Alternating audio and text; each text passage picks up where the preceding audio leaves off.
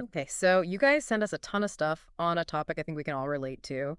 Like knowing when to call it quits, Hmm. and specifically strategy 22 from the Sum 3 Strategies of War, um, know how to end things, the exit strategy. Right. And it's really all about how ending something strategically can actually help you take control. I think that's a great point. I mean, Yeah. so much of the advice that's out there is about persistence, never give up. Right, right. But actually, mastering the exit, whether that's a conflict or a project or Yeah. even a relationship, that's really crucial if you want to avoid getting drained and really to ultimately achieve your larger goals. So for this deep dive, what we want to do is unpack this whole exit strategy idea, go through what you guys sent us, look at some real world examples, and figure out how you can actually use it in your own lives. Yeah, absolutely. Okay, so first of all, the idea of actually choosing to end something that kind of feels like admitting defeat, right? Yeah. It's easy to see it that way. But I think, one thing to remember is that holding on to something that's just not working, a lot of times that comes from not wanting to admit a setback Mm-hmm. or like getting stuck in that sunk cost fallacy, Right. which is basically, we've already put so much into this time, energy, money, we can't possibly walk away now. Oh, for sure. But being strategic means recognizing when something has just run its course Hmm. and understanding how powerful it can be to just move on.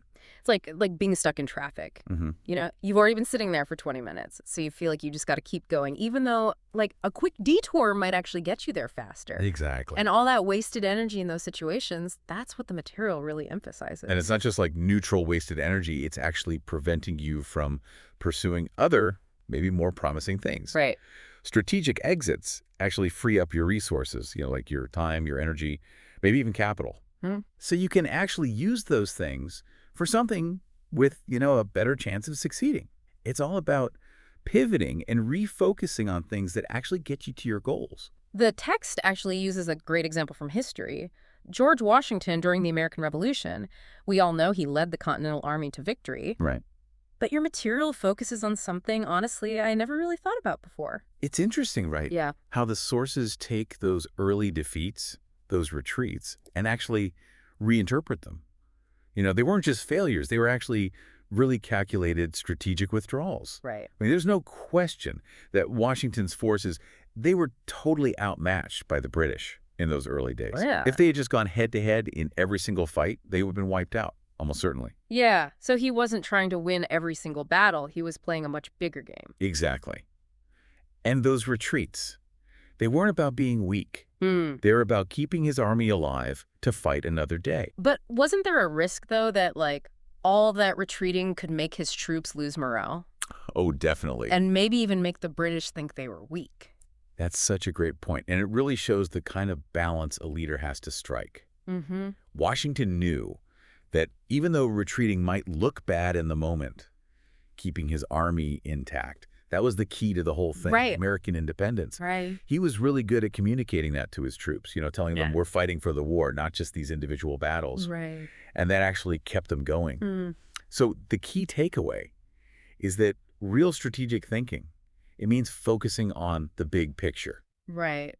Sometimes you have to step back to win in the long run. So the big takeaway from Washington is to win the war, not just the battle. Exactly. And the material goes on to talk about some pretty huge advantages of being able to, like, execute that strategic exit. Yes. And your sources, they actually highlight a few really key benefits. First, like we were just talking about, is saving your energy and resources. Mm. By not pouring more and more into something that's going nowhere, you're actually keeping those things to use for new opportunities. Right. Second, it's about cutting your losses. Yeah. Recognizing when sticking around is going to cost you more than you could possibly gain. Mm-hmm. And third, and maybe this is the most subtle, it's about staying in control. Okay. When you choose to exit on your terms, you get to shape how things look. Mm. You don't lose control of the situation. It's like choosing when you leave a party, right? You Yeah. want to leave when you're still having a good time, not be the last one standing there awkwardly. Exactly. But this isn't just for, like, military history, is it? No, not at all. You guys send all sorts of examples. Yeah. In the business world, you see this all the time. Companies decide to stop making products that aren't selling well. Mm. Or even, like, get rid of whole divisions to put their energy into something more profitable. In leadership, too. Mm-hmm. Politicians stepping down strategically maybe to go do something else or avoid becoming less influential. And of course, on a personal level, it's having that self-awareness to leave a relationship that's draining you, Mm, or a job that doesn't make you happy, or anything that's just bringing you down. right. I think we've all been in those situations where we know deep down it's time to move on, Hmm. but it's so hard to actually do it. Yeah. Those personal examples are the ones that really resonate. It's like letting go of something, whether it's time, emotions, whatever you've put into it, it's so hard to do. It takes real self-awareness Mm-hmm. and honesty, being able to separate yourself from all those past investments, not falling into that sunk cost trap, Right. and just being really objective about the situation. What's the best that could happen if you stay? Hmm. And how much is it going to cost you to keep trying? Okay, so speaking of looking ahead, one of the examples was Jeff Bezos stepping down as CEO of Amazon. I mean, that was a huge deal when it happened. Right. And what makes that example so interesting for the exit strategy is the timing. Bezos wasn't leaving a company that was struggling. Right. He was stepping down when Amazon was at its absolute peak. Mm-hmm. No one forced him out. His performance wasn't bad. There was no scandal. Right. He left when he was ahead. It gave him the freedom to go focus on new things, Right. like his Blue Origin space company. Right. He didn't have to deal with all the pressure of running a huge company like Amazon anymore. Mm. This is what it means to choose your exit. When you do that, you keep control, and you can move on to new things from a position of strength. So how would someone listening to this know when it's time to use this exit strategy in their own life? The material talks about recognizing when a situation isn't good for you anymore. What are some signs to look for? I think that's the most important question. Yeah. For actually using this right. Right. It often feels like being constantly drained by a situation. Mm. Like you're putting in the effort, but not getting much back. Mm-hmm. Or maybe things are going in a direction that just doesn't match your values or your goals. Maybe your relationship is constantly making you feel bad. Right. Maybe a project keeps hitting roadblocks. Uh. Maybe a job isn't offering you any growth. Mm-hmm.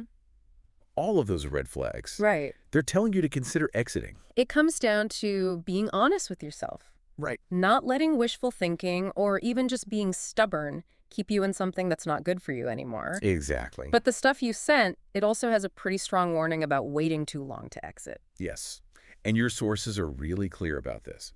There can be serious downsides to sticking with something that's failing. Yeah. You risk using up all your resources. Yeah. Not just money, but mental and emotional energy too. Mm-hmm. The longer you stay, the fewer options you have. Right. It can turn into a really bad cycle. And the Vietnam War is used as a powerful example of this danger in the material. Yeah, that's a really tough historical example, but it shows what can happen. Right. The U.S. government stayed in Vietnam for a really long time. Even though it was becoming clear they probably weren't going to win, Right. they just kept pouring money, and sadly, lives, into a conflict that didn't seem to have a good solution. And in the end, they had to withdraw in what the text calls a humiliating defeat. Right. It really shows what can happen when you don't recognize when to pull back, even if it feels like you're giving up in the short term.